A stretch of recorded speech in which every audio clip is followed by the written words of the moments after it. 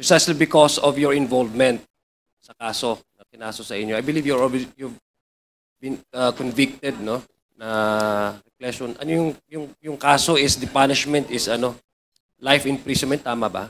Yes po, Your Honor. Okay, so tatahin lang po natin kasi gusto ko lang po, Mr. Chair, apart from discussing the system within customs, I would also like to zero in the case that you've been facing or you have faced a couple of years ago.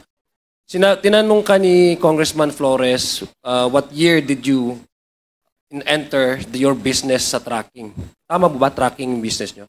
Yes po. Ang sinabi nyo is 2017? Yes po. 2017. So, when did the case filed before the courts?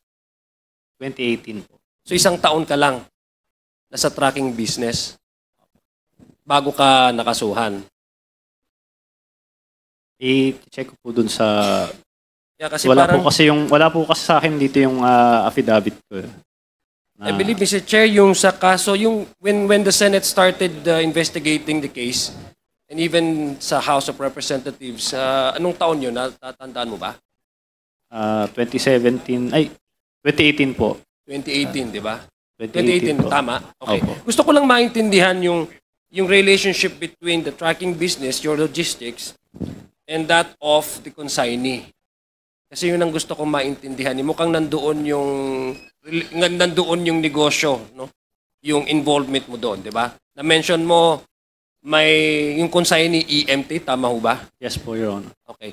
Yung pagpunta mo doon or pag-reach out mo doon sa EMT, ito ba ay in-advise sa'yo or kailangan mong gawin? Ito po kasi, hindi ko na maalala masyado yung circumstansya nito. Pero yung ano po ata niya to eh. Basta kamag-anak po nung may-ari nung EMT, ang lumapit po sa akin na yun nga, ito yung meron siyang consignee na pwede niyang ipagamit. Hindi ako nagkakamali, si Dio po yun, pangalan niya. Tapos, ayun nga, kinuha ko yung ginamit ko yung consignee niya, EMT. Sinabi niya, royalty fee, 1,500. In peso ba ito? In dollars? In peso po. In peso, okay. So, what prompted you to reach out? Kasi kailangan ba ng tracking business na may partner ng consignee? Tama ba?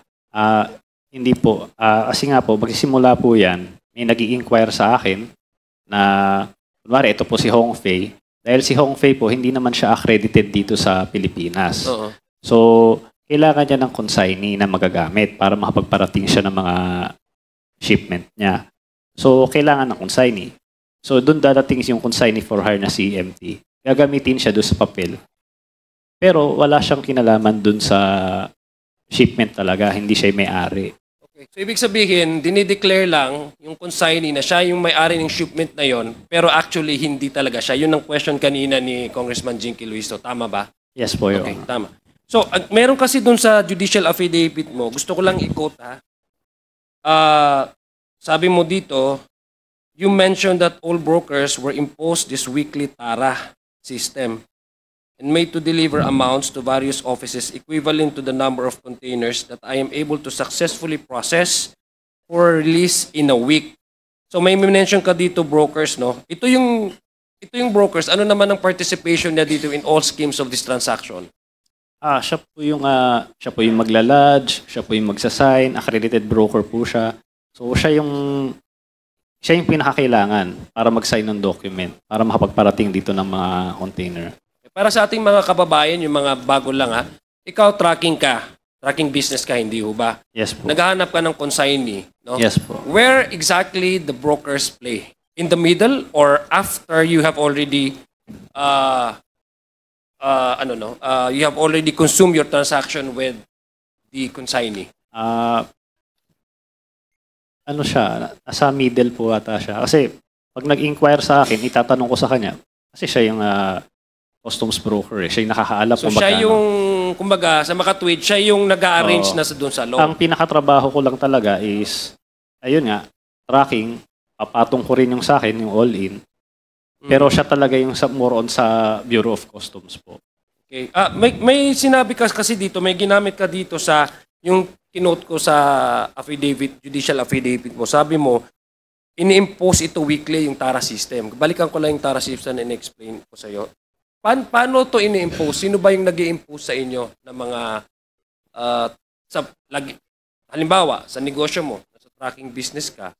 Ano itong imposition na sinasabi mo? Like, kailangan mong bang gawin? Sino yung nag-i-impose sa iyo?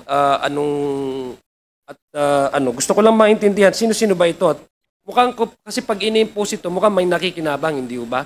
Yes, So alam mo, paano yung sistema na ganun? Sino nag-i-impose sa inyo ng ganun? Ayun nga po, kasi nga, magsisimula yan, syempre, pangaharas nila. I-hold nila yung mga parating nyo. So, doon mo sila makikilala. So, ayun, aaregluhin mo yung iyong container. So, sa aking experience, ito po, si Jojo Bacod po yung nag-ayos nung problema namin. I-refer niya po ako sa Davao Group. So, yun po yung TARA system nung panahon na yon. Kasi sila lang ang may control nung mga alert command center po eh. So ang nag-impose nitong TARA system ay yung grupo nila, sino yun? Yung na-mention mo, Jojo Bacod?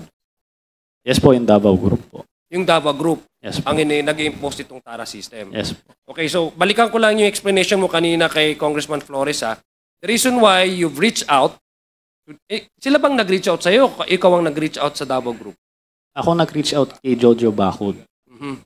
So, yun po. Mga December po yun puro hold po lahat ng mga container ko. So, dahil nga may connection, hindi ko pa alam yung connection niya sa Davao Group, naayos niya yung mga container ko noon. Pero eventually, pinakilala rin niya ako kila Tita Nani sa Davao Group. Yun nga, nagpakilala sila na kailangan mo magbigay sa kanila, kundi ma-hold yung mga container mo.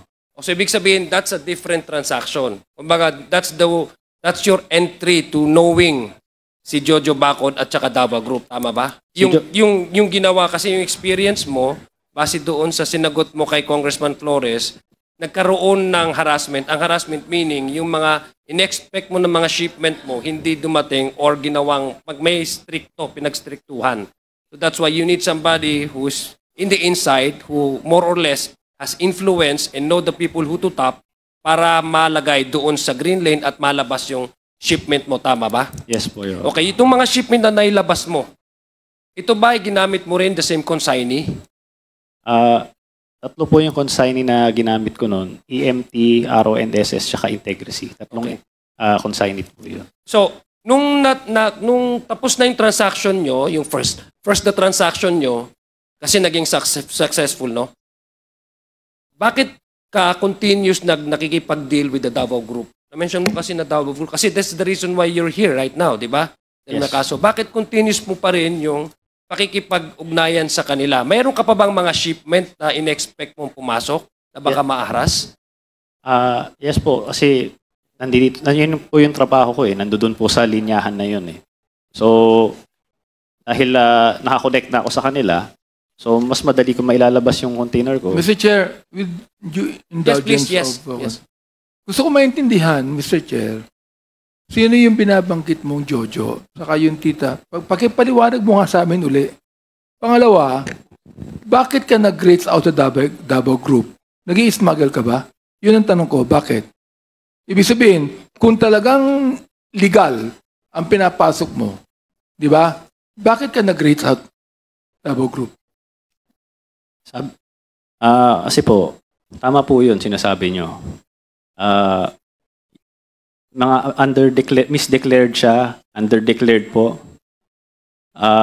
Katulad nga po ng sinabi ko, kung Ibig sabihin, meron kang misdeclared, underdeclared, correct? Yes po. Kaya nag-reach out ka sa Davao Group. Yes po, Your Tama? O tanong ha?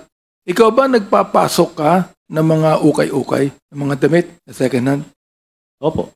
Papasok ka, di ba? O, Major Kaskolan, bawal yan. Yes, sir. Bawal yan, di ba? Yes, Your Honor. Pero nakakapasok. Yes, Your Honor. Anong ginagawa nyo? Anong ginagawa nyo? Actually, Your Honor, we apprehend these shipments, but there are so many ways, Your Honor, of hiding this. Ang daming, Yes, Your ang Honor. daming ukay-ukay dito sa Metro Manila. Bawal ipasok yan. Merong, Very true, Your Honor. sandali lang. Merong directive ang WHO Sapagkat health hazard yan. Very true, Your Honor. Ngayon, And ano itong tanong ko ha? Bakit nakakapasok sa customs yan? Sir. Pagkatapos mo sagutin yan, Yes, sir. I want the attorney from customs to answer me on that. Sir, actually, the okay that's coming in. Okay lang ang puso ko. Yes, sir. Comes Malakas ang puso ko. Yes, sir. Sir, it comes from many ports. It's not only the ports in Manila, but also ports in Mindanao and the Visayas. Salamat. Salamat. You've been honest with me. Ang tanong ko ganito, within the audience of Congressman Sia, bakit nakakapasok yung ganong illegal? Bakit? Bakit hindi nyo nakikita? Bakit nakatakip ang mga mata ng customs official? First of all, Your Honor, okay can be declared as bed sheets, used bed sheets, used shoes. What is prohibited, Your Honor, is used clothing. Major So it Kaskolan, could- and- that can be declared, but you know for a fact that they are not new. Yes, Your Honor. But If you most- go to every store that has ukay-ukay, you know for a fact that there are no bed sheets there. There is nothing new. What Yes. I'm saying right now is this. Ito ha. Binanggit na ni Mark Taguban. Umamin na siya. Umamin na siya kasi tinanong kanina ni sino yun? Na kung ano ang laman ng container eh. Di ba?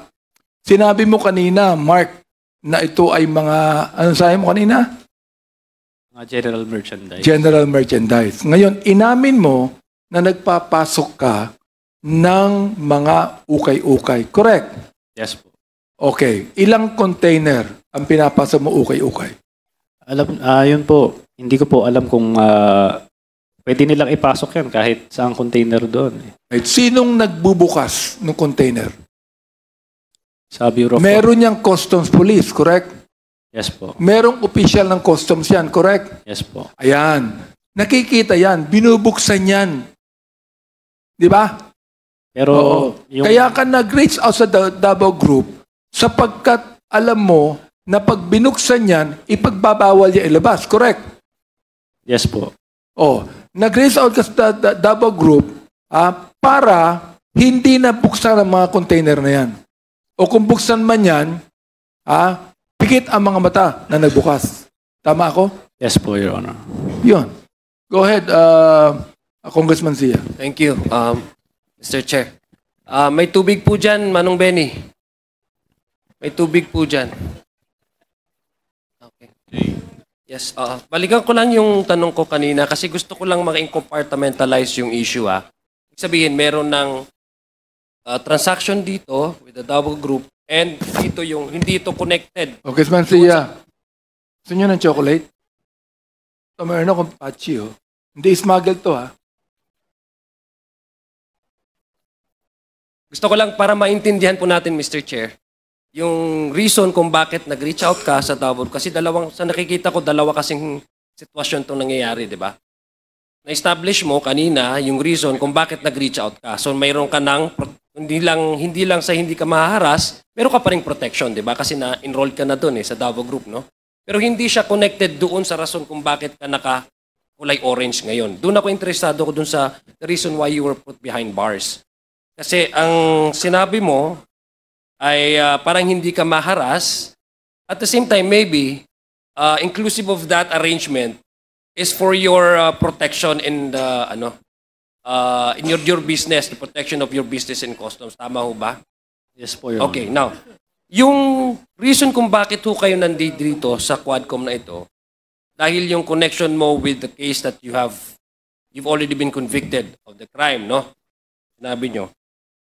Sinong nag-approach sa'yo in this particular transaction? Kayo ba ang pumunta sa Davao Group na may shipment? O kasi nung una kang tinanong ni Kong Jinky, naawa nga, karamihan naawa sa'yo. Kasi ang sabi mo, akala sa'yo ng tao, ikaw yung smuggler ng drugs.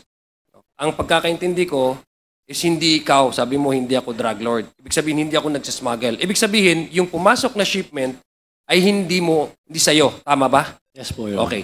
Ngayon, yung shipment na ito containing this shabu, paano ka napunta dito? Ikaw bang nag-approach sa kanila o o sila ang nag-approach sa iyo? Actually, simula ko muna po, Your Honor, kung okay Kasi lang. Davao Group din, the same group, tama ba? Davao Group yung na-mention mo. You've mentioned the name of Manscarpio and Congressman Pulong. Sila po yung Okay, so nag-mention yun. what did yung mismong itong arrangement na ito, transaction na to?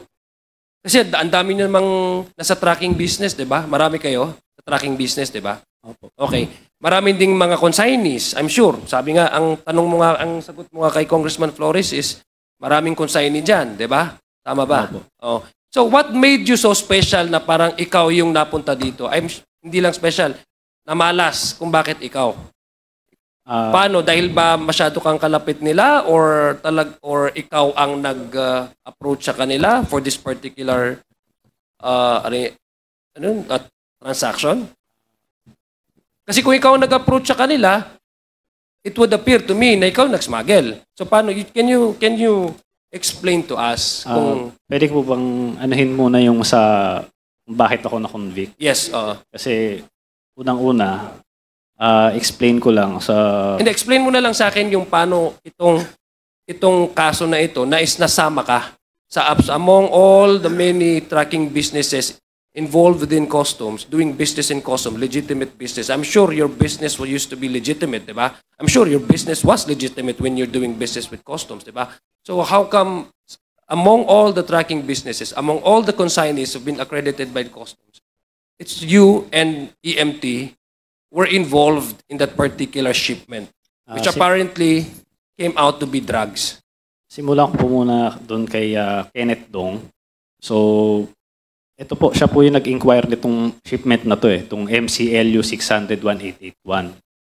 So, tinanong niya sa akin, regular shipment lang naman ito Pero, doon nga, sa Senate hearing, nalaman ko na yung kay Manili, meron siyang mga items doon na tinanggal doon sa packing list. Nandoon po yung metal cylinder. So, nung papunta po kay Kenneth Dong, nung binigay niya sa akin yung packing list, wala pong nakalagay na metal cylinder doon. Wala rin po, ang nakalagay lang doon, mga general na merchandise lang. So, in-rate ko siya na isang normal na shipment. So, dinako sa proseso na normal. So, TJ, ano mo nga to? Paano ba tong ganyan? So, i-refer ko siya sa broker ko sa normal na proseso. Wala po talaga kaming alam kung may shabu yan o ano. Wala po talaga kaming kinalaman. So, sabi ko nga, May 15 pa lang, nagsasubmit na ng manifest yung barko. 24 hours bago siya mag-arrive sa port, KBOC. So doon pa lang, kung mayroon silang hinala na ito, maling shipment ito, dapat sabihin natin, dapat mas mataas yung tax nito o baka may mga kontrabando ito. Pwede na nilang i-alert doon So, green lane ito, pero hindi pa namin nailabas agad kasi hindi siya rush Hindi naman kinasabing sa akin ni Kenneth na, ilabas mo na yung... Si Kenneth, anong ni Kenneth? Customs broker ba siya? Hindi, client ko po siya. I'm sorry? Client mo? Opo, Okay. siya po yung nag-inquire sa shipment na to. Okay. Congressman Sia. Mark,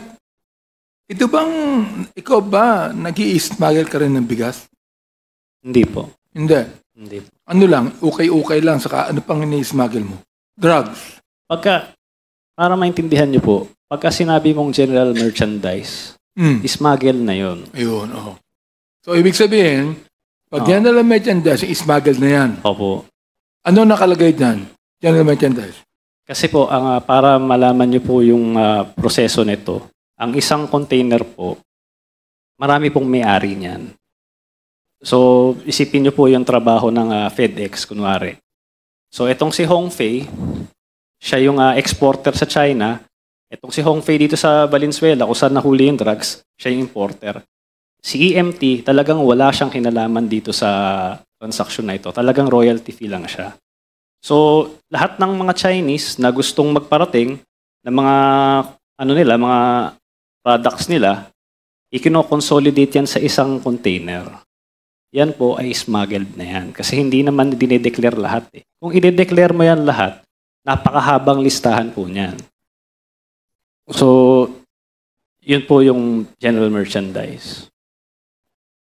Your Honor. Go ahead, Monsieur. Thank you.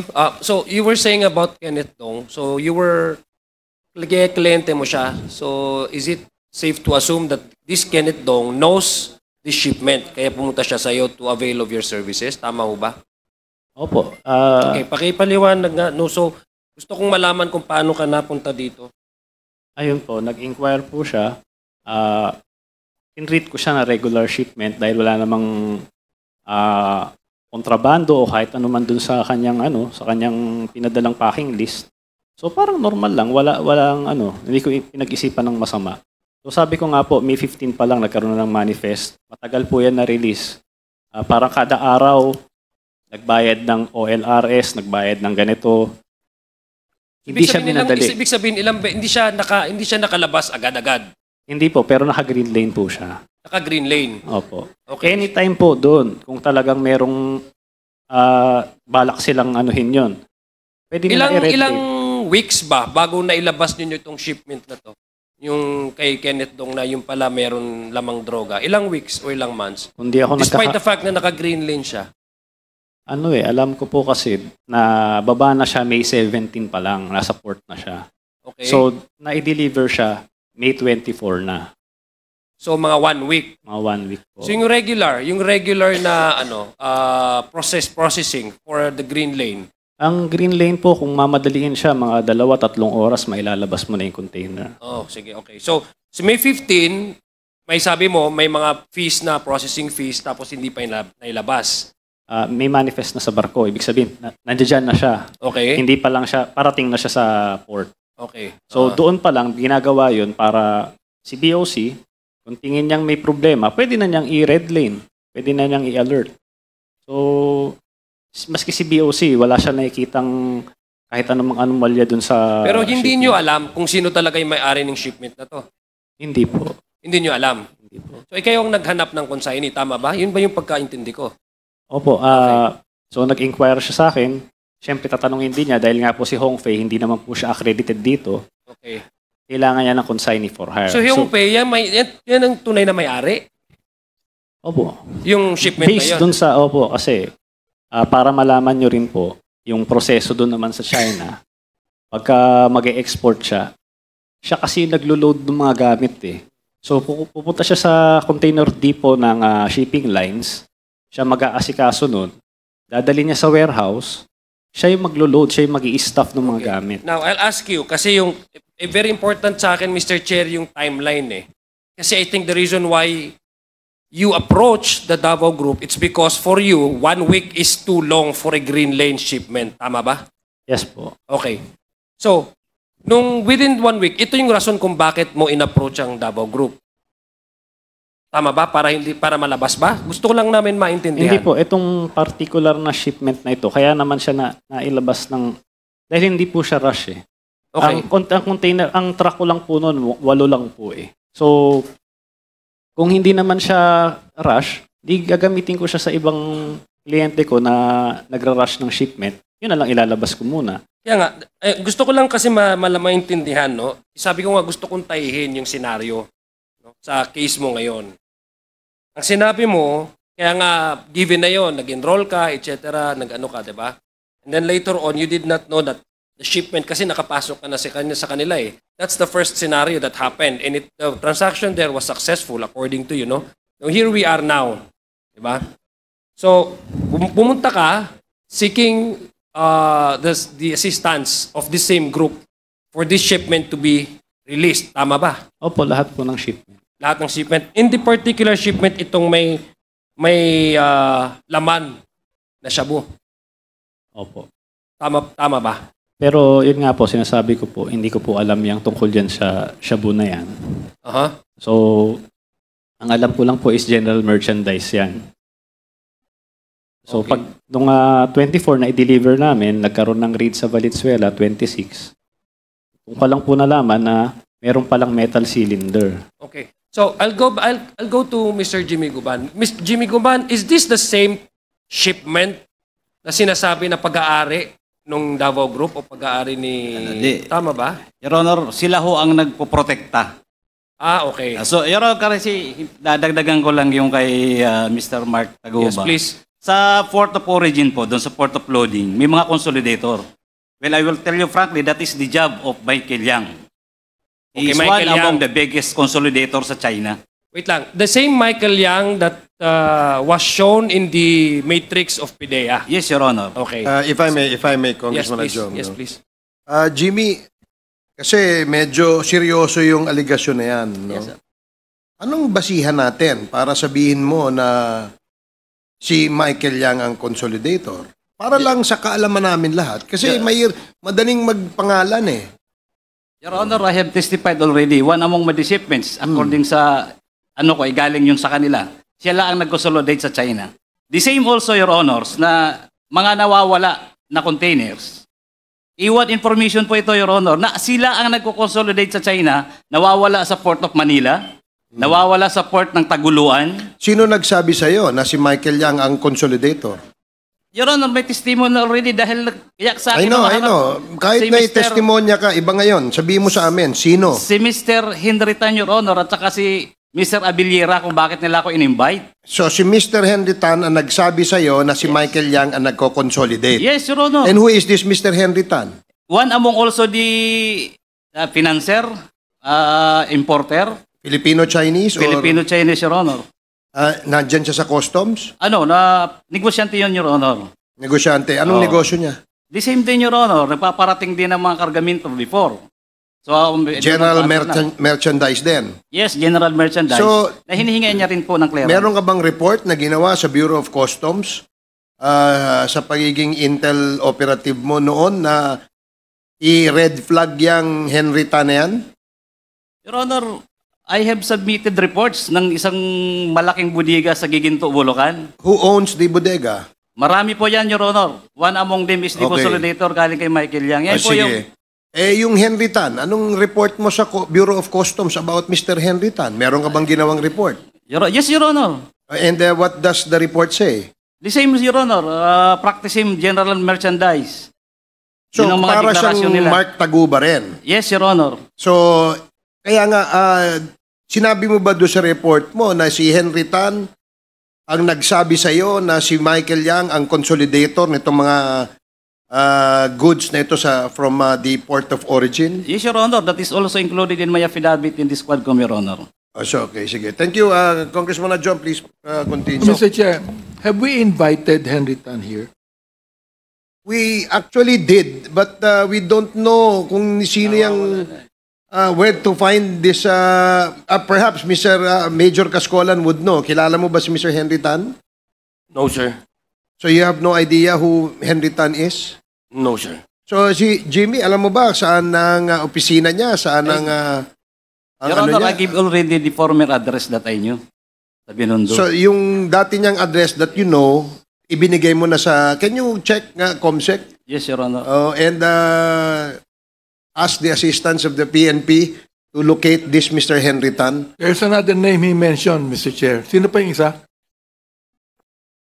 Maliban Yang. kay Henry Tan, meron ka pa mention na pangalan eh. Michael Yang. Your Honor, si Small Boy Abiliera. Oh, Small Boy Abiliera. Si Small, I'd like to also, Mr. Chair, direct the COMSEC to try to contact Mr. Abiliera. The Councilor Abilera was here last time. He attended this hearing. And we will again invite him in the next Quadcom hearing. Sige, please continue. Thank you. Congressman Thank you, Mr. Chair. So, balikan ko lang. Alam ko, parati ito tinatanong sa'yo, Mr. Mark Taguba. No? Balikan ko lang si Mark. Mamaya tatanungin kita, Mr. Jimmy Guban. Mark, so, nag-usap kayo ni Kenneth. And then, paano napunta yung usapan nyo to a point na nagte-textan na kayo ng certain nanny at saka di ba? Parang ganun yung Can you please supply the events and the information kasi gusto kong malaman how did you arrive into deciding na kailangan mong i-tap again your Davao connection in order for your shipment to be released as soon as possible time. So after Kenneth Gudong, saan ka pumunta? Sinong tinext mo? Hindi po, lahat po ng shipment talaga, nagbibigay ako sa Davao Group. Okay, So, sige. kasama tong shipment na ito. So, ibig sabihin, kasama na yung shipment na yun, kaya Opo. nagbibigay ka. Okay. May na-mention ka na mga pangalan kanina, no? Sabi mo, pumunta ka ng Davao, tama ba? Yes po. Nagkaroon ba kayo ng meeting with all of these personalities that you mentioned? Sino yun? Si Nani? Can you, yung mga Davao Group na sinasabi mo? Si Tita Nani po, si Jack, si Jojo, si Noel, si Big Brother, si Big Small. Brother is yung si Councilor, sino yun? Abiliana? Hindi po, si Gerald Capuyan po yun. Allen Okay, Capuyan. okay. Tapos si Small yan. Mhm. Tama ba? Yan po.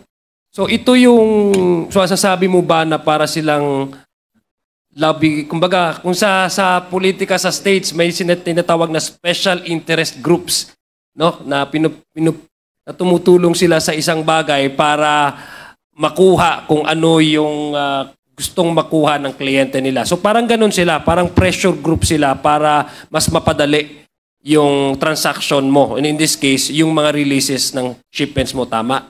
Yes po. Okay. So saan kayo nag-meeting? Nag-meeting ba kayo? Sinabi mo, nag-meeting kayo sa Davao. You were sent to Davao. Did you go to Davao on your own? Or was it part of the arrangement? Ayun po. Pinapunta po ako sa Davao. Okay. So, yun nga po, wala naman akong kilala sa Davao. Si Jack po yung nag-ano sa amin noon, sa instruction din ni Tita Nani. Dinala naman ako ni Jack sa isang restaurant. Hindi ko na po maalala kung saan kami nag-meet. Yun po, nakamit ko po si Small. Ayan. Nag-usap kami tatlo. Sinabihan nila ako. Ayan, Mark, ito, barkada ito. Yan si Small. Yan ang number 1 counselor dito. Ganyan. Tapos sinabihan naman ako ni Small noon na kung papasok ka sa amin, kailangan regular kang mag-remit. Huwag kang papalya. So iba pa yung binibigay, okay. So iba pa yung binibigay mo na 170? Akala ko ba yun ng enrollment na? Iba pa ito? Hindi po. Itong 5 Yung million. enrollment po, yung 5 million po yun. O ito nga yung sinasabi mong nag-enroll ka? Opo. Okay, sige. Please, ano? Tapos meron yung kada weekly. So yung enrollment lang yun para makapasok ka sa kanila.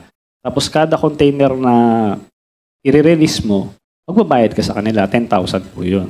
Mhm. So binigay mo itong 5 million na enrollment fee. Sabi Opo. mo binigay mo kay Councilor, tama ba yun? Small? Tama, no? Yes po Mr. yun. Chair, Yes, please. nabanggit mo nung last hearing natin, nung tinanong namin si Small, itinanggi niya eh. Itinanggi yung 5 million, itinangging nakausap kanya. Itinanggi niya yun eh. Okay. So, paano mo ipapaliwanag yun? Your Honor, pagkakaalala ko po, hindi po niya tinanggi na nagkausap kami. Ang itinanggi lang niya Yung isa. 5 million. Yung 5 million. So, syempre, ano niya yun istorya niya yun. Isa storya ko. So, i-deny niya talaga yun. Pero, ang tanging pweba ko lang, sabi ko nga, kung ang hinahanap niyo po is, nagbigay ba ako parang resibo ba? Na tinanggap niya yung 5 million, parang gano'n. Tingin ko wala naman pong gagawa ng gano'n eh. So, ang tanging pweba Pero ko lang... meron ka record noon, sarili mo. Wala resibo yan. Totoo yun. Pag nag-resibo ka, tanga ka na. Pero ang natanong ko, meron kang tinatago na personal na journal dyan na itong Isbol Abiliera tumanggap na 5 milyon. Meron kang tinatago dyan, di ba? Yun ang ipakita mo sa amin. Sige po. Okay, Mr. Chair. Mr. Chair, what appears to me, Mr. Chair, Mark, is, although bata ka nung oras na yun, pero I'm sure, meron ka namang idea sa negosyo, di ba? If somebody asks you for a 5 million pesos as an enrollment fee, you wouldn't give it that easily, no? Without knowing kung ano yung kapalit, di ba? Yes po. Okay. So, what made you decide na itong 5 million ko ay guaranteed na yung protection at saka yung yung mga request ko ay may bibigay sa akin o makukuha ko? What makes you what made you feel safe that that's an investment eh. Kung akong tatanungin mo, I'm not a businessman, but that's an investment on your part. You've given 5 million enrollment fee in exchange is protection and for all of your shipments to be released as quickly as possible. Hindi ho tama ho ba yun? So, what made you decide to go to Davao despite the fact na ilang beses kayo nag-meet ni Nani at saka ano? Balikan ko lang po dun sa... Okay. So kay Tita Nani pala, okay. Weekly po talaga, nagre-remit ako sa kanya. So sabi ko po, Saka nagre-remit kay? minsan po, sa kanya mismo, Sinong kanya? kay Tita Nani po. Okay. So minsan po tatawagan niya ako, nandito ako sa baba, sa tapat na lang opisina ko yon. O minsan naman, pupuntahin niya ako sa isang lugar, doon kami mag-meet. So, weekly po yun, kada container po na napaparating ko. Doon naman po sa ano yung naging insurance ko po. Ang totoo po niyan, tama po kayo, parang sugal po yun. Pero ang naging basihan ko na lang po si Jojo Bacud kasi taga sa amin po siya eh. Kilala ko po siya noon pa. So, Okay, si Jojo Bacud, kasama ba sa Dovo Group? well, I assume kasi siya yung nag-ano sa kanila eh. Nag-refer sa kanila eh. Okay. So, Mr. Chair, I'd like to make a motion that we invite Tita Nani and Jojo in the hearing. With the indulgence yeah, please, of yeah, sure. Congressman Adyong. Yes, what is the motion? That we invite a certain Tita Nani and Jojo in the next hearing. There is a motion to invite a certain Tita Nani and a certain Jojo in the next scheduled Quadcom hearing. Duly seconded. Are there any objections? Hearing none, the motion is approved. So, Comsec, please invite the two personalities mentioned.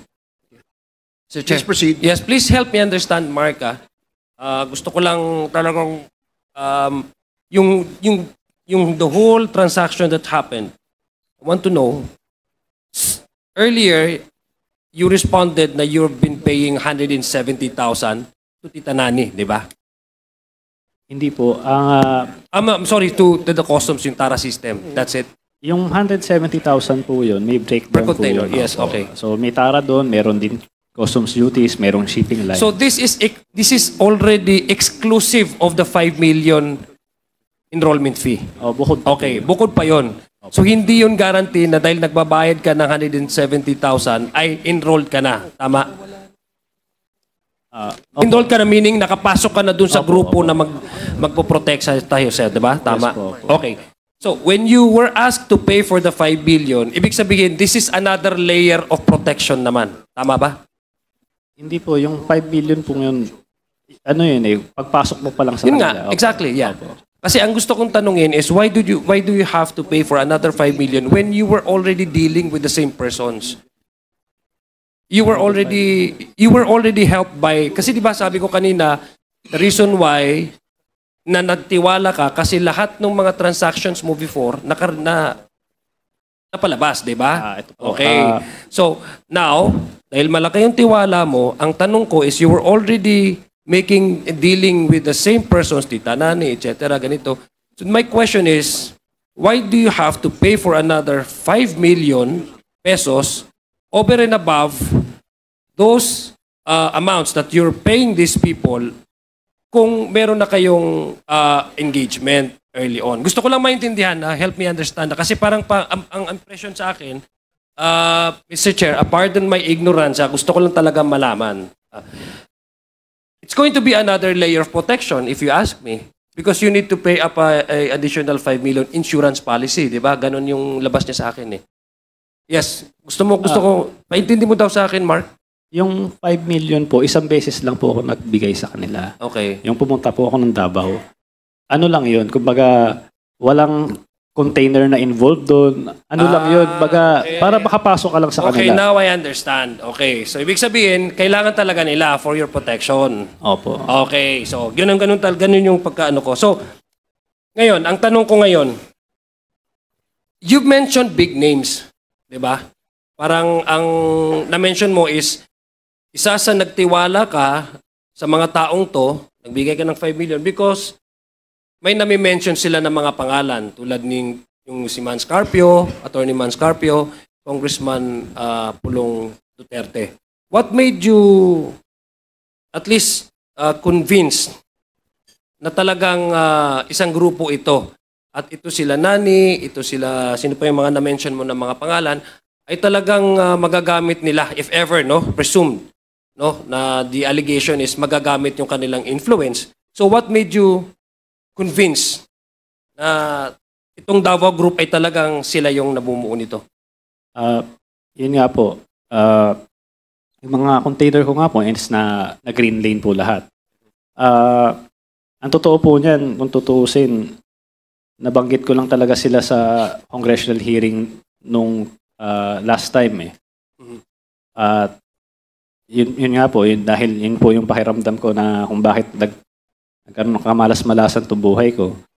Hindi ko po talaga balak na sabihin yung mga pangalan nila ng mga panahon na yun. Marami pong congressman noon na marami nagtatanong, talagang hindi ko po ako handa. So bigla akong nabanggit yun. At yun nga, ako talaga wala naman akong pakialam kung sino Nabanggit mo kasi sinasabi sa'yo. Opo. I mean, sinasabi nung mga kaano mo. Opo, yun po. Gusto kong saklaruhin na wala naman po talaga akong pakialam kung sino man talaga yung nasa tuktok niya na nagmamaniobra sa Bureau of Customs eh. Kung sino pa yan. At ang nagsasabi naman yan sila. Nakita niya naman yung mga text messages. So wala rin naman akong dahilan para siraan tong mga taong ito, sila Paulo Duterte, Manscarpio. Naniniwala naman ako sa'yo. Kasi ako naniniwala ako sa'yo na ang gusto mo lang, punto de vista mo is mapaganda yung negosyo mo. And I believe you on that.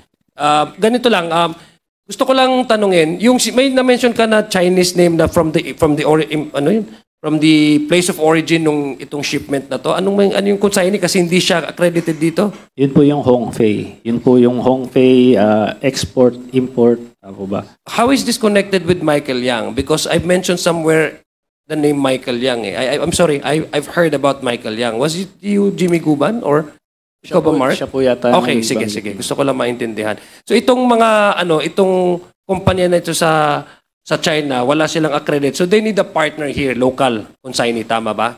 Yo po. Doon po Okay. pumapasok. How many times is this company in China been sending shipments to the Philippines and needed more local consignees? Would you know? Base po doon sa nakita akong investigasyon doon sa Senate, kasi may logbook sila eh. Marami din silang iba pang mga broker consignee na ginagamit. Okay. So, wala na po akong personal knowledge kung ilan. I think, Mr. Chair, this is very important, no? Kasi if what Mark Taguba is telling us is true, na itong, pakiulat nga, yung company na yon, yung Chinese company. Hongfei. Now, if this is true, kasi sa kanila galing yung shipment, di ba? Tapos kumuha lang si Mark ng local consignee kasi hindi nga sila accredited sa customs. So they cannot actually do business here in the country. They cannot export. So somebody has to claim ownership over these shipments. If that is true, then I believe we need to go back to how many times has this company been sending shipments? And what are the consignees? Kasi baka naman up to now, hindi natin alam, baka pumapasok pa itong mga ito, di ba? Itong company na ito. So, may I request, Mr. Chair, I believe we have our partner here at the Bureau of Customs. Maybe we can request for that data, no? Para po malaman namin kung paano. Yung shipment na, kasi I'm sure you also have a data with, kung ano yung local consignee, yung shipment, place of origin, yung shipment nitong kumpanya na to, at saka yung mga consignees na nag-claim ng ownership, no, doon sa mga shipment na to. Maybe we can that can help us probably, Mr. Chair. So, Attorney Buko, can you provide the committee data on Hongfei, no? Hongfei ba yan? Hongfei, yung Mr. Richard Chen. Yes po, Your Honor. So, yung owner ng Hongfei is Mr. Richard Chen, or yung Chinese name niya is Chen Julong. Tama, no? Yes po, Your Honor. So, I'm sure he has a lot of importations in the past. O baka hanggang ngayon, meron pa yan. So, pakibigyan ng datos ang committee ito. Gusto natin tulungan. Yes, please. Yes, Mr. Chair. We will provide the... Sige, maraming salamat. Because we want to help out also customs on how to surveillance and protect our borders from the entry of these contrabands, no? We want to help them out because what I see, Mr. Chair, based on the testimony of Mark Taguba, we're dealing with transnational crimes, eh. Yes. In drugs. Transnational to. Hindi lang ho ito nagkukuha lang sila ng mga partners nila dito sa Pilipinas para lang maipasok yung kanilang shipment. We're talking about how many tons of shabu, 'di ba? It's so shocking to me, Mr. Chair, and it's mind-boggling because the time that 6.7 tons of shabu was smuggled in the country during the time when the Philippines was declared a war against drugs. So parang napaka-ironic kung kailan pinapatay yung mga tao sa daan, tsaka pumasok yung ang laking tonelada ng shabu. So we are looking at transnational crimes here, Mr. Chair. So we want to help out also Customs, our partner agency, in Customs. For my last, I think my last two questions lang po, Mr. Chair. Sige, last two questions, Mark? Congressman Madjo. 1 year kang nagnegosyo. I mean, sabi mo 2017, 2018, di ba? Yes po. Your Okay. So ibig sabihin, sa palagay mo ba itong Davao Group na to, nandyan na ba sila? Matagal na? Before your entry? Honor. Wala po akong Okay, wala kang personal idea. So knowledge maybe I'll ask Jimmy Guban. Jimmy, narinig mo naman yung testimony ni Yes, Your Honor. yung mga sagot ni Mark Taguba. By the way, Yes, Your Honor. magkakilala ba kayo ni Mark before itong mga kasong to at yung nangyari? Yes, Your Honor. Magkakilala na kayo? Yes, Your Honor. Pero have you ever done, business or transaction together? Nakikita ko siya, Your Honor, sa office ng CIS. Oh, pero hindi Then- mo siya kilala like personal na pare, may papasok or wala. Wala kaming usapan po na ganyan kasi yung tatay niya used to be a former customs, Your Honor. Okay, so ano yung masasabi mo doon sa sinasabi niyang Davao Group? That is correct, Your Honor, from the start of 2016. In fact, even yung positioning sa Bureau, nanggagaling sa Davao Group. Okay. So, kaya si Mark ay nag-i-enroll sa Davao Group para mabilis ang facilitation ng kargamento nila. So, yung 40,000 na sinasabi niya, yun yung may resibo lang na pumapasok sa customs. Maybe 10,000 or 15,000 sa shipping line. Then the rest of that, ay doon na yung sa grupo ng Davao Group. Okay. So, regardless na po yun kung anong klaseng kargamento ang papasok, which is kaya nag-proliferate ang illegal drugs, illegal, pati na ho agricultural products, ang dami po noon. Kasi hindi ho kontrolado ng custom officials ang Bureau of Customs. It's the Davao Group that was controlling during that time. Okay. If Congressman Yes, Adjong, please, just yes. I saw Major Cascolan nodding his head. Does that mean that you are confirming what Jimmy Guban is saying? Yes, Your Honor. So alam niyo yung ganong sistema o kalakaran sa loob ng customs. Sir, it has always been the system, Your Honor. Okay, would you be able to name people who are behind these kinds of system? Unfortunately, Your Honor, I've been assigned to the Port of Iloilo for 7 years before I was transferred. Just this October 2024. Other than that, Your Honor, the happenings during those times, 2016 to present, I do not have much knowledge, but I can get only information through the grapevine. So grapevine information lang. Pero dun sa post mo sa Iloilo, Yes, Your Honor. is this happening? No, Your Honor, because the Port of Iloilo only just recently had containerized shipment. So before that time, only bulk shipments were brought to Iloilo. Bulk shipments meaning wala sa hindi containerized. Yes, Your Honor. So hindi pwedeng itago. Ibig sabihin, makikita mo kung Wala, yan ay Your Honor. semento, bigas. Yes, Your Honor. So iba talaga yung nasa loob ng container. Yes, Your Honor. So ngayon, containerized ang shipments dumadating dyan. Yes, Your Honor. Are you now with the Manila port or still in Iloilo? I'm now the executive officer of the Customs Narcotics Office. Okay, sige. Please For my continue. last, Mr. I Chair, guess, okay, so, Mr. Chair, Congressman Abante. alam ko na marami rin ka rin alam. So, are you willing to talk to us in an executive session to tell us everything that you know? I will try my best to answer all your questions, Your Honor. Thank you. Please proceed. Yeah, Last Mr. for your Chair, last question. For my last question, I believe Mr. Guban, maski hindi ito ata kinwento or sinabi ni Mark as a form of responses sa aming mga membro ng committee, alam mo na may kalakaran na ginto. Tama po ba? Yung Davao Group, alam mo. Yes, Your Honor. Okay, even without his testimony or without his answers, you already know that there is a group called Davao Group operating within customs. Yes, Your Honor. Okay, sige. So, Mr. Chair, for my last, and maybe Mark Taguba, do you still stand your position that you have no idea whatsoever na itong shipment na inarrange niyo ni Mr. Kenneth Ong na galing kay Hong something yung ano, tapos kumuha ka lang ng local consignee ay may lamang droga. Do you still stand with that? Wala po position? kaming alam. Wala sa- kang kaalam-alam. Okay. Wala po talaga. Sige. Mr. Chair, for my final manifestation, Mr. Chair, I would like to manifest, I guess, no, that the testimony of Mr. Taguba is in fact corroborated by Mr. Guban. No, kasi alam niya maski hindi niya na ano. In fact, before we invited Mark Taguba, Jimmy Guban already relayed to us portion of that kind of arrangement and what you call this, yung ganong klaseng pagpapalakad. And then he also mentioned about certain names which appears to be names mentioned by Mr. Taguba. And yet they don't know each other. They know maybe sometimes nakikita sila but they are not type of persons na friends or nagkaroon ng negosyo. So, Mr. Speaker, the fact that they not that close and they haven't done any business together, no, as a tracker who's doing business in customs, as a former head of the intelligence division in the customs, makes, Mr. Chair, to my knowledge, no, at my understanding, it makes their testimony more believable. Because there's no reason for one of them to lie for the benefit of the other. Hindi naman magbe-benefit, Mr. Chair, si Mr. Guban kung mag-corroborate. So I think, Mr. Chair, it's a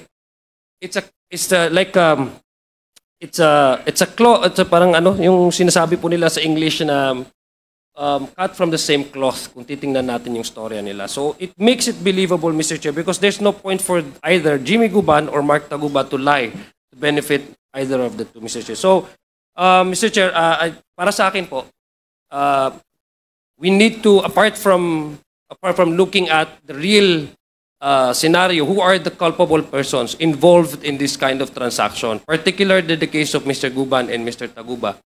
I think I'm confident, Mr. Chair, no, I'm just saying this, that under the current leadership of our commissioner right now, and with all of this information coming out, this committee, Mr. Chair, this committee can help out, and I believe the current leadership of the customs is really committed to really reform the Bureau of Customs and really strengthen our borders from protecting our streets from the entry of contrabands. And we do have confidence in the Bureau of Customs currently, and we do not want to help you out.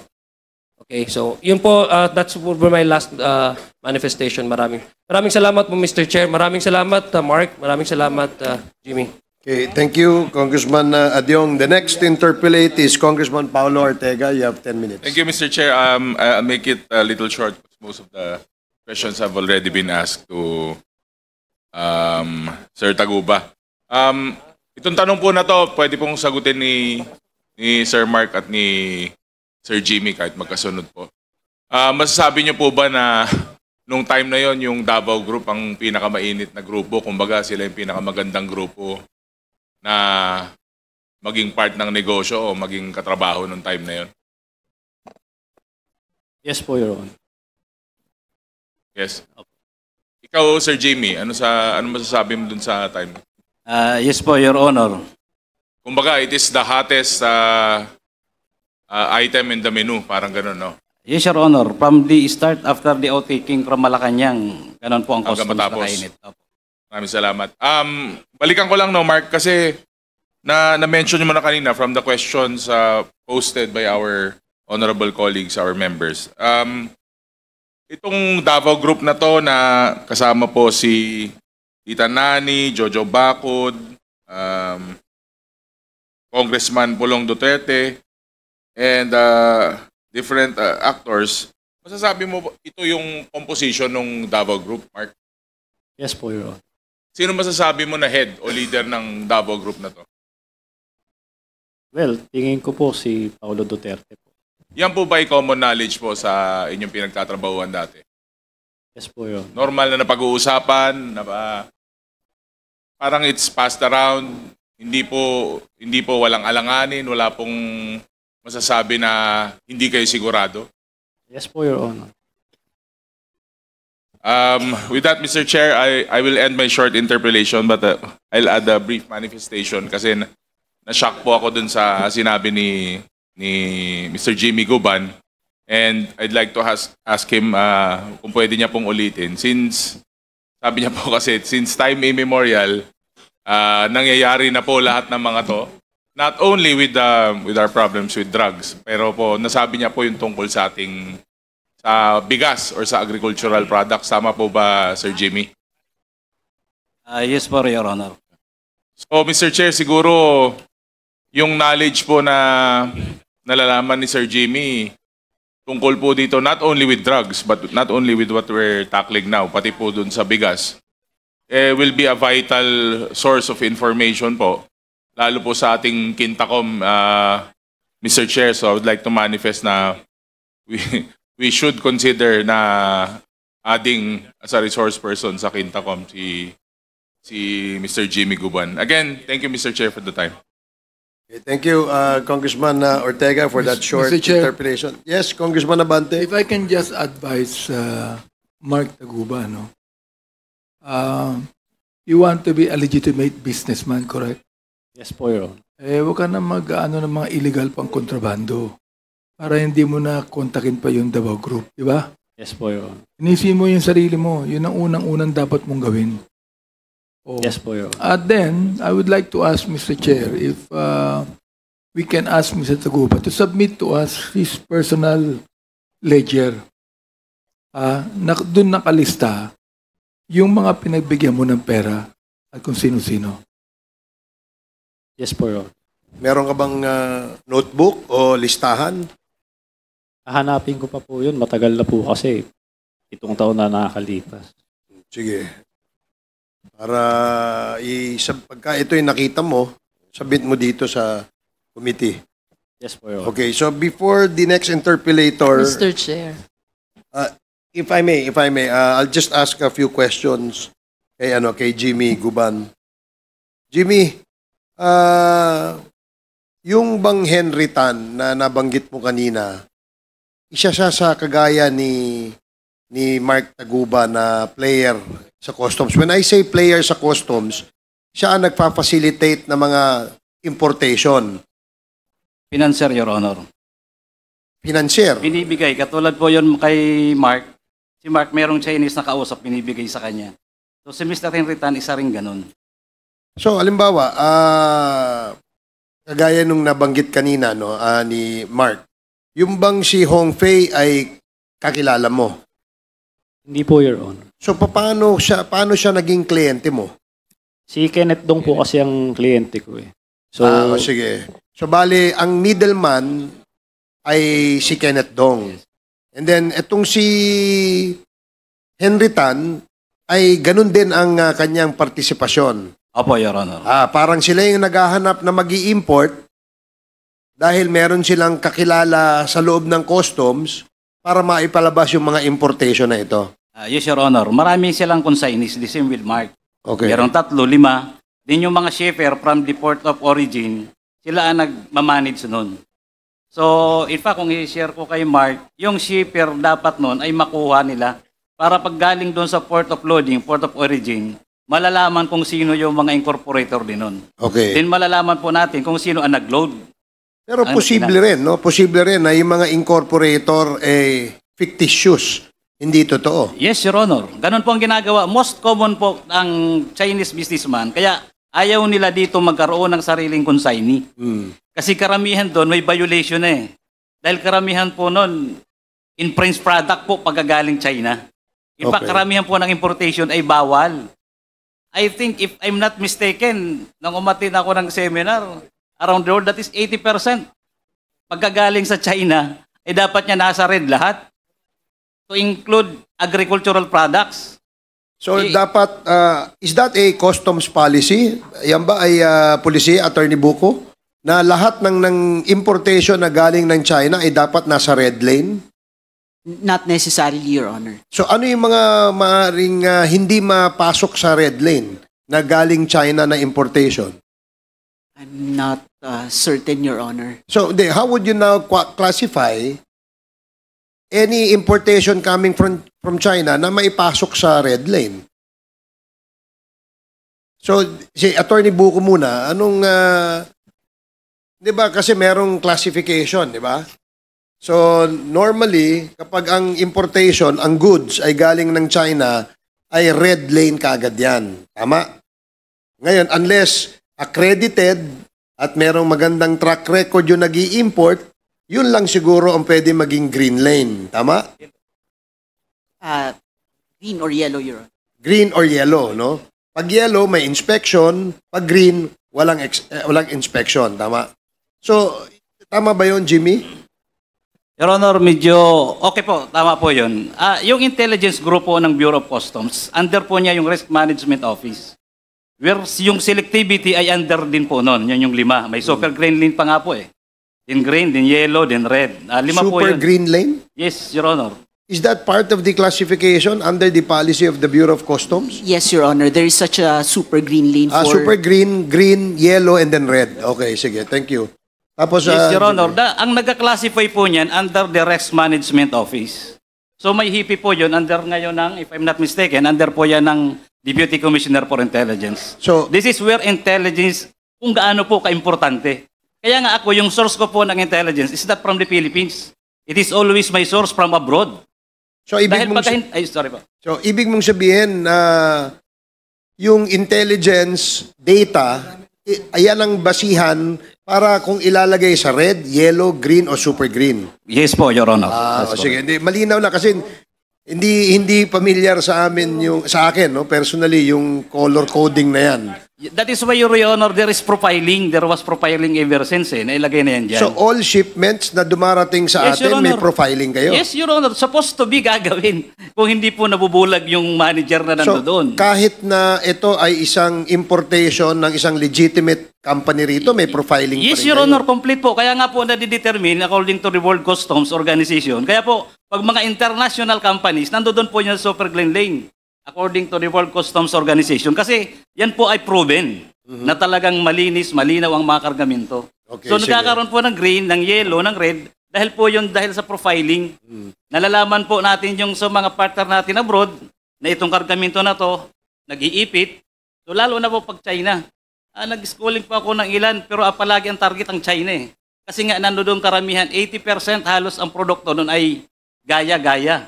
So yun po ang Yung inano fake, ngayon ng fake. IPO. Ang ibig Yes, Your sabihin, Honor. gaya-gaya, fake. Fake, Your Honor. Okay. So kaya po kalamitan dyan talaga, karamihan dyan ay nandoon sa red, yellow. Palaging may examination yan, may x-ray.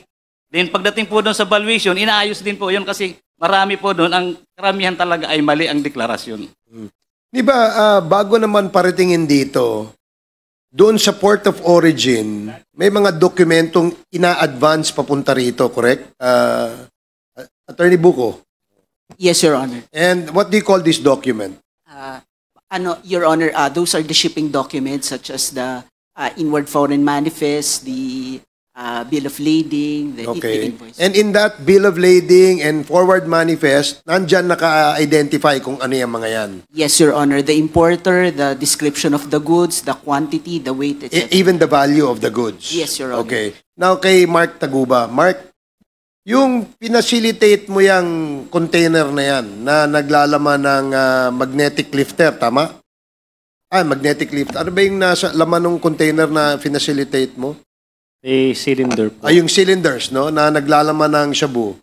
Wala. Anong declaration? Anong nasa bill of lading? Ayun nga po, ang nakalagay lang po doon, hindi ako nagkakamali. Footwear, cutting board. Wala pong nakalagay So, na metal ikaw cylinder. bilang tracker and customs facilitator, hindi mo na sinisiguro. Pagka nakalagay dun sa dokumento, ito ay footwear, general merchandise, okay na sa iyo yun. Opo. So, hindi mo alam na kung ang totoo palang laman nun, maaring baril, maaring drugs. Pwede ko pong idagdag sana. Kaya rin naman isa sa mga nanigurado din ako na walang laman na kung ano pa man yun. Kasi po ay may AFTA po yun eh. ASEAN China Free Trade Agreement. So yun po ay may... AFTA. Is that a certification? Opo, galing Okay. China. So yan po, pinatunayan po sa korte ng examiner na totoo po yun. So, ay, yung ibig sabihin, kung titingnan natin mabuti dahil may AFTA certification yan, sa mata ng China, ang kanilang pinarating dito ay illegal. Yes po. Kasi po, So may kasapakat sila doon. Meron silang kasabwat doon. yun, wala po akong personal knowledge doon. Pero- Kasi hindi naman maaaring ilagay nila sa Bill of Lading na may shabu dyan. Tama po kayo. At hindi naman nila isi-certify. Pero tama po kayo doon. Pero sa side po namin, dahil tinatakan po yun ng Quarantine Bureau, pag Quarantine Bureau po, physical inspection po yan. So sa aming side, walang problema. Okay lang yung, yun lang naman yung ano namin, So yung nung nakita basihan mo, namin. nung nakita mong may certification ng AFTA, Yun ang nagtiwala ka na walang droga yan. Yun po kasi yung pinaka-protection din namin na Okay. para hindi masangkot sa mga ganyan. So ibig sabihin, may kasabwat sila ron. Maaari po. Hindi ba? Kasi hindi naman magse-certify yung China na ito ay AFTA kung talagang ininspeksyon nila ang laman ng kinaga sa loob ng container. Your Honor, tunay kaya yung AFTA? So malaking question din yan. Pag-usapan din natin yan sa susunod. But I just wanted to validate yung naririnig namin na info na paano naman kayo na mga kagaya mo, customs facilitator, nagnenegosyo sa loob ng customs, anong protection nyo? Kaya nga, gaya ng sinabi mo, yung AFTA certification, yun ang nagpapatunay na walang kontrabando. Supposed to be. Yes po, Your Honor. Bukod pa doon yung mga dokumento na Bill of Lading, mga SAD, lahat po yan meron pong nakalagay na certified true and correct. So, ibig sabihin, hindi lang ikaw ang maaring naloko nitong mga importer na ito. Yes po, Your Honor. On top of your head, sino sa tingin mo ang mga maaring nagpasok ng mga kontrabando? Yung sa tingin mo lang, na mga nandyan sa ganyang klaseng negosyo. Alam niyo Not po, necessarily drugs, ha? Maaring nagpapalusot ng ibang goods. Ganun. alam niyo po, Your Honor, wala po tayong kasiguruduhan na kasi po yung drugs kahit saan naman pwede ilagay. Kahit dito sa microphone na to pwede nilang ilagay. So, para sa akin, mas importante yung protection ng mga nagpapacilitate. Kasi nakabase lang sila doon sa dokumento eh. Yan. So lahat ba ng itong mga gamit na to sisirain para malaman kung may drugs? Unfair naman. Para sa akin kung talagang seryoso para sa illegal na droga. Pero sa yung practice, hindi ka ba nagtaka na nung nagbigay ka ng 5 million, bumilis na yung, ganun ba talaga kalakaran? Kailangan meron kang enrollment para hindi na ma-red lane yung iyong mga pinapacilitate na mga kargamento? Sabi po ni Jimmy, ano pa yan noon pa. Pero sa akin po kasi, yung sa aking experience, nung una pa lang ako, nagsisimula pa lang naman ako, onti pa lang yung container ko eh. So, Konti ba yung 100 sa isang linggo? Yung ano na po yun, nung naka-enroll na po ako, unti-unti po siyang tumaas. Pero titignan nyo po, mga 14, Teka, tanong ko lang, bago ko makalimutan. Nung naka-enroll ka na, kamo tumaas. yes po yun. Bakit tumaas? Bakit tumaas? May nagtiwala sa'yo ng importer. Yes po, kasi tracker ako yun lamang ko rin eh. So, And kilala mo lahat niya mga importer na yan? opo, nagbibigay ako ng, pagka nagdi-discarga dun sa mga warehouse, bibigay ako ng ng calling card ko. Tapos nakalagay din yung all-in. So, Anong all-in? Ano ibig sabihin ng all-in? yun po yung 170,000. Ibig sabihin, pag may calling card ka na may nakalagay all-in, ibig sabihin enrolled ka. Yung sa mga kliyente ko, pag nakita nila yon, mura lang yung Hindi, parating mo. kasi nga, kamon, simula nung na-enroll ka, dumami yung Opo. iyong kliyente. Opo. Sino nagbigay sa'yo ng mga kliyente? Ako po nagano ng mga kliyente ko, Your Honor. Ako po naghanap. Ikaw naghanap. Opo, kasi Walang nagbigay sa'yo. Opo, ako kasi nandoon sa larangan yun yung trabaho ko po eh. At sa tracker. malakas ang loob mo maghanap ng kliyente kasi enrolled ka na. Yes po, Your Honor. Okay, sige. Salamat. Congresswoman Luistro. Question for Mark Taguba. Bakit enrolled ka na sa Davao, naharang pa yung container na fina-facilitate mo for release? Ayun po, Your Honor. Sabi ko rin po minsan, ano lang din nila yan para magbigay ka sa kanila, additional na payment. Pag nag-alert naman sila, hindi marami. Unti-unti lang. Pero syempre, kahit isang container lang ang ma-alert dyan, malaking halaga po yun yung laman ng container. So, kaaregluhin mo talaga siya. So, sa aking side, patingin ko po, para siyang additional income. Parang siguro, may sila ngayong araw, kailangan nila ng pera. So, mga haras sila ng tao.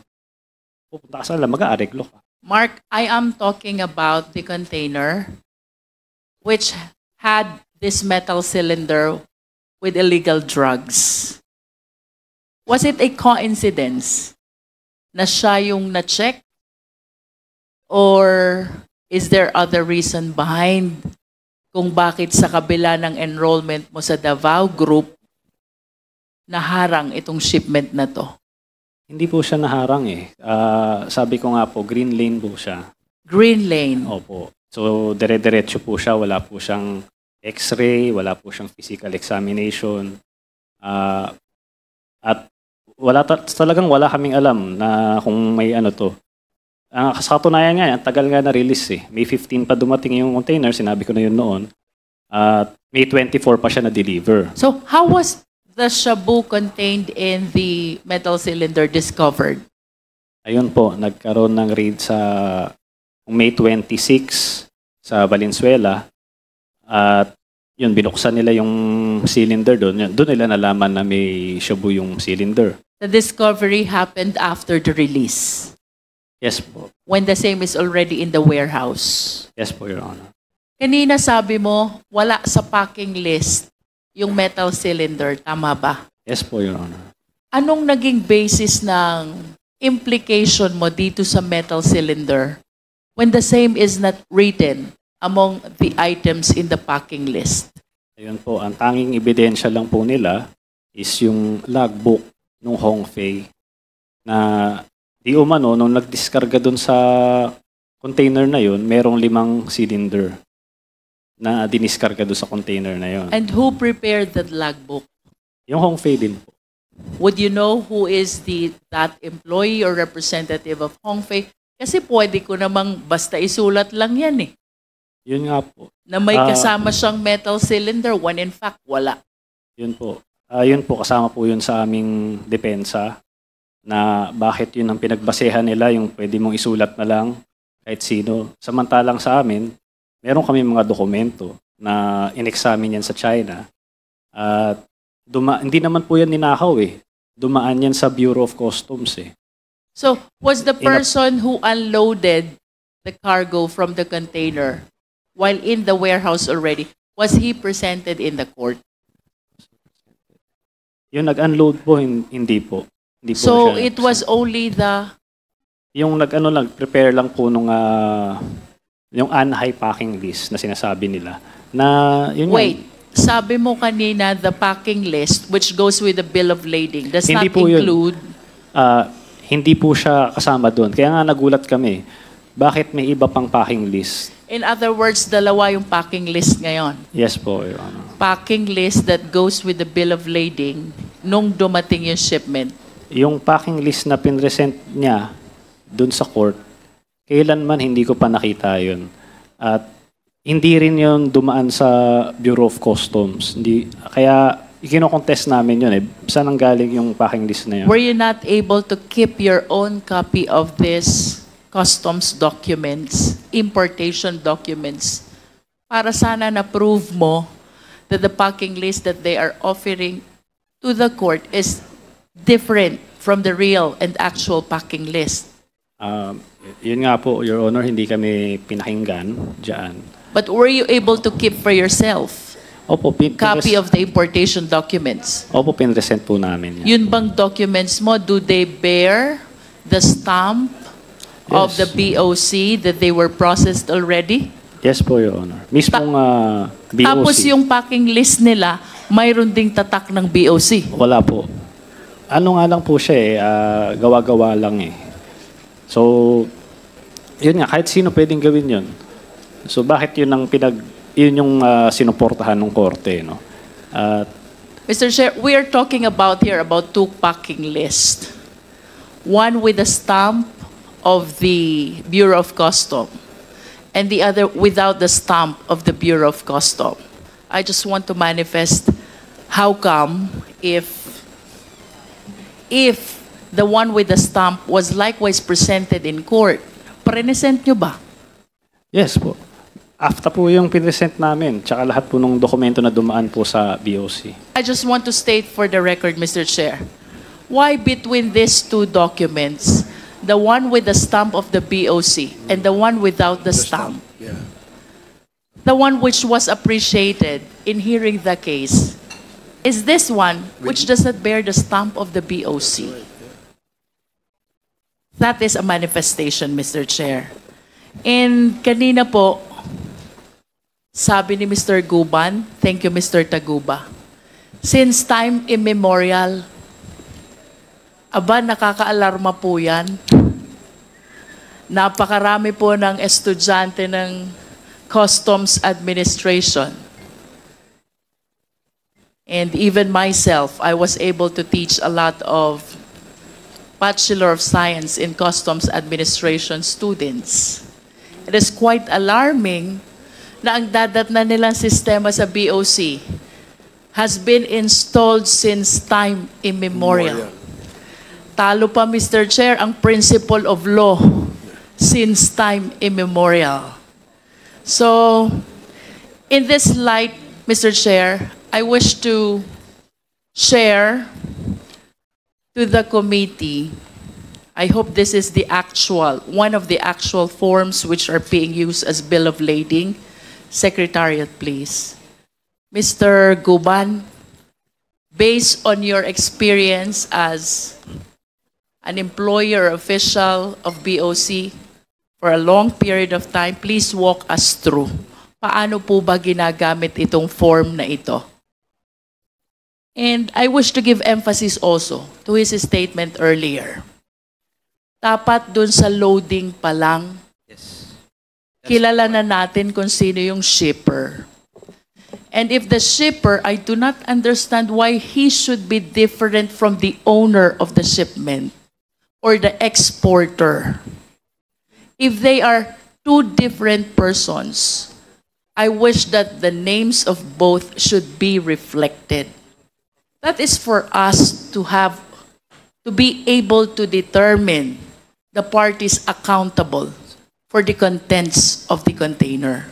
Not only that, Mr. Chair, pagdating dito sa Pilipinas, kung ang consignee is different from the owner, the identity of both must be disclosed as well. And we have to emphasize also that this bill of lading, if I am not mistaken, is under oath. Bawal magsinungaling. I remember, Mr. Chair, during our hearing in the Dangerous Drugs Committee about the illegal drugs which was apprehended at Empire 999 in Mexico, Pampanga. Ito pong form na ito ay napakaraming iniwan na blanco. Reason kung bakit hindi natin matrace kung sino ang party accountable. So, I wish to bring this as well to the attention of the BOC. Aanin po ba natin yung mga cells na yan? Yung mga blankong yan, kung hindi po natin uobligahin ang mga parties concerned to fill in the necessary and accurate information. Bakit po kailangan nating mag-process, tumanggap ng bill of lading na bungi-bungi? So that in case of illegal kargamento or contraband, hindi maintindihan kung sinong hahabulin. And the worst scenario is, the people in between, naghanap buhay lang, natuwa dun sa kita nila, like the consignee for hire, like the custom broker, both are totally unaware of the contents of the container, sila ang nakukulong.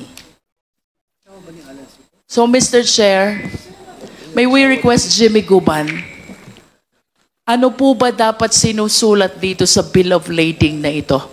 Please walk us through as to the actual practice at the BOC.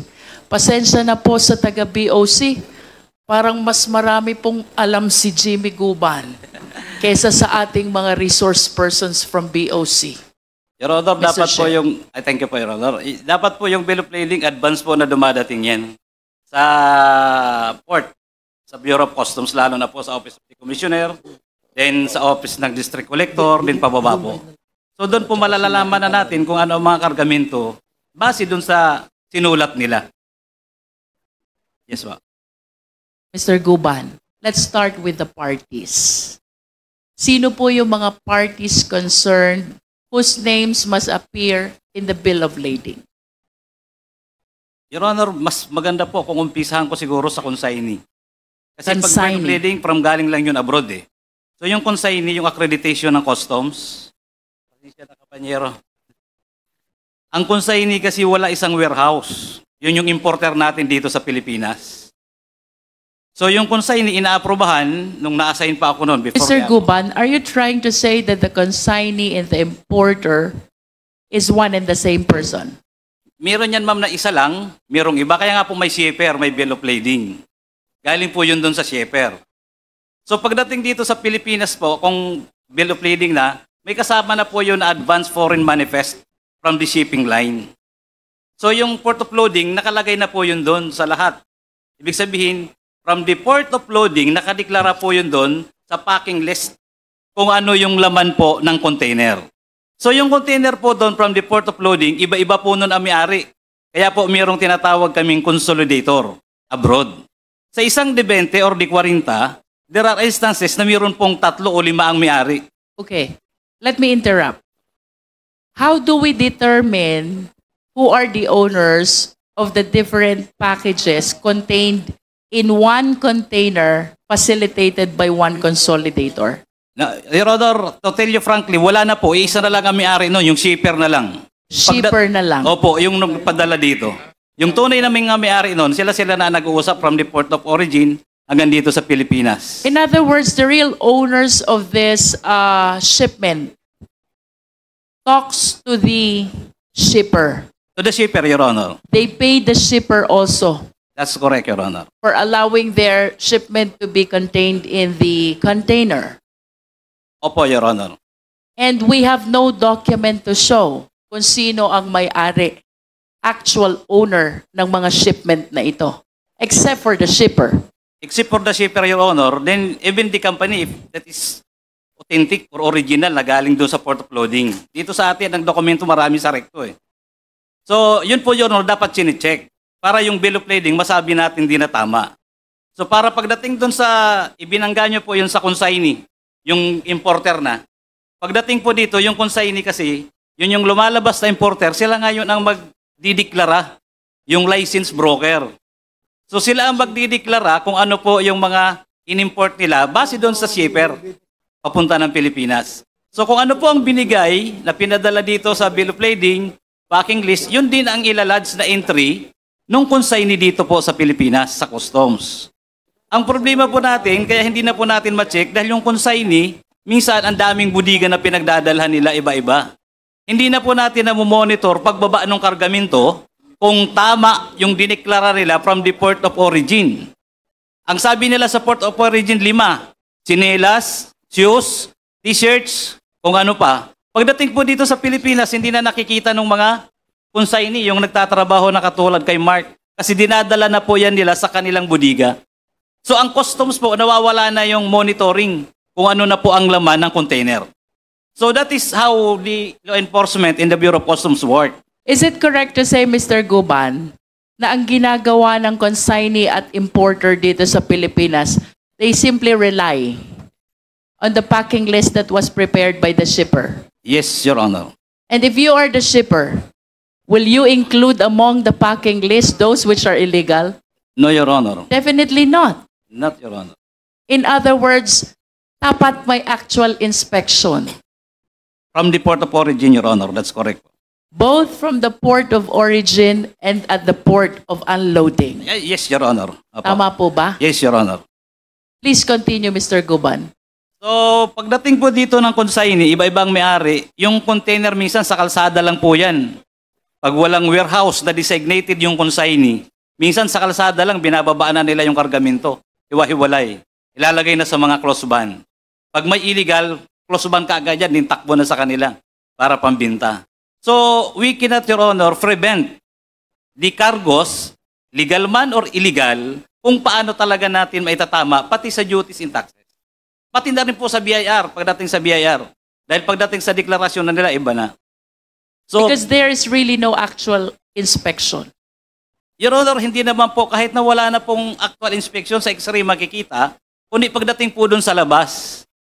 Kasi pagdating na po sa labas na wala na sa customs area, customs zone, nasa kanila na po for delivery na, where the customs importation will finish. So doon na po yung sa kanila na. Yung mga nandoon pala ay mamahaling laptop, mamahaling mga taxable goods. Hindi na po namin yun nakikita, hindi na po nakikita ng customs yun, kasi nandun na yun, sarado na ang budiga nila. So lalo na po pag ito nandun sa mga industrial estate. So rami po ang palusot na nangyayari from the port of origin, port of loading, hanggang doon po sa delivery po dito sa atin sa Pilipinas. Attorney, I have few questions. Based on the testimony of Mr. Taguba, flat rate 170,000 per container, regardless of the contents of the container, because there is no actual inspection anymore that is happening. Would you agree with me, malaki ang pera na nawawala sa gobyerno? Yes, Your Honor, I agree. Yes. Since you assumed your office as Chief of Prosecution Division of BOC, ilan na po ba ang na-file niyong kaso ng smuggling?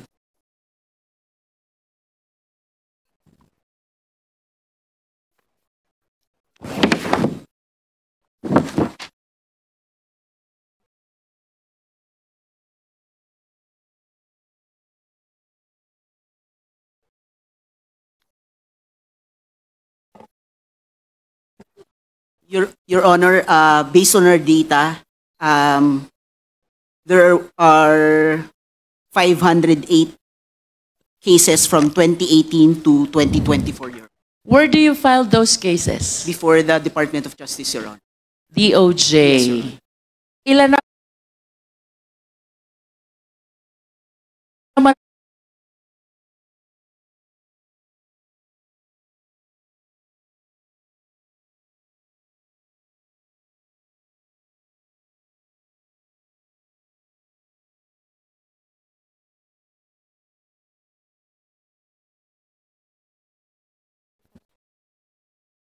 Your Honor, I can provide the data, but filed in court, 55 for filing in court. 40. come again, attorney? Your Honor, for those filed in court, 55. 55? 55. For filing in court is 40. 40. 40 for those filed in court. No, Your Honor, 55 for those 55. filed in court. Ano yung 40? 40 for filing, Your Honor. It's For filing for pa lang. filing, yes, Your Honor. Okay. So, ganito ha, attorney, sabi mo, there are 508 cases you were able to file with the DOJ. 55 of those are already in court and 40 of those are still for filing with the court. Tama po ba? Yes, Your Honor. Do you think, attorney, this statistics is commensurate doon sa sinasabi ni Mr. Guban since time immemorial? Well, Your Honor, based on the numbers alone, it's low, Your Honor. But however, there are several Or factors. let me rephrase my question. It's quite unfair for you. Yung 5 years mo na nasa BOC ka, chief ka ng prosecution division, He's saying widespread. Lahat. Since time immemorial. Bago pa yata tayo naging abogado. Yan ang sistema sa BOC. Do you think that these numbers are commensurate to the way that they are describing the TARA system, which even encouraged smuggling activities in BOC?